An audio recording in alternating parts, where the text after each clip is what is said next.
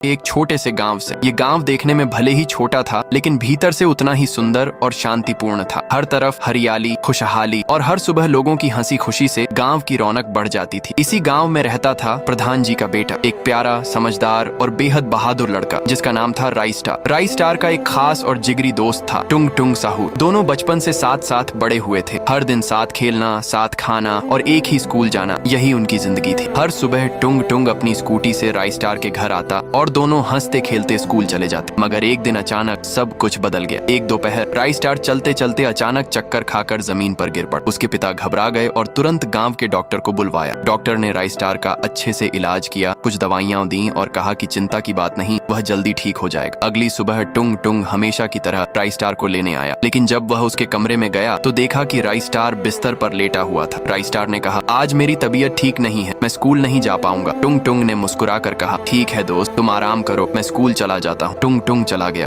और rice star खिड़की से उसे जाते हुए देखता रहा। लेकिन उसे क्या पता था कि वो अपने सबसे अच्छे दोस्त को आखिरी बार देख रहा है। उस दिन टुंग टुंग स्कूल तो गया, लेकिन कभी वापस नहीं आया। राइस स्टार और टुंग टुंग के परिवार ने पूरे गांव, स्कूल और खेतों में उसे ढूंढा, लेकिन वह कहीं नहीं मिला। गांव के कुछ लोग तो कहने लगे, अच्छा हुआ चला गया, बहुत परेशान करता था। राइस स्टार को यह सुनकर बहुत दुख हुआ, लेकिन वह कुछ कर नहीं सका। समय बीतता गया, 5 साल गुजर चुके थे। राइस स्टार अब बड़ा हो चुका था और अपने पिता की जगह गांव का प्रधान बन गया था। लेकिन एक बात आज भी नहीं बदली थी, टुंग टुंग की याद और उसकी तलाश। वह आज भी अपने दोस्त की खोज करवाता रहता था। फिर एक दिन कुछ ऐसा हुआ जिससे पूरा गांव कांप उठा। एक रात जब सब सो रहे थे, तभी जमीन हिलने लगी और आकाश से एक सफेद पीर गांव के बीचों बीच उतर आया। सुबह जब गांव वाले उठे तो उन्होंने देखा कि गांव के बीच में एक अजीब और डरावना सफेद स्तंभ खड़ा है। सब हैरान थे, यह अचानक कहां से आया? लेकिन उन्हें क्या पता था, ये सिर्फ एक स्तंभ नहीं था, मौत की घंटी था। उस दिन के बाद हर रात उस सफेद पीर से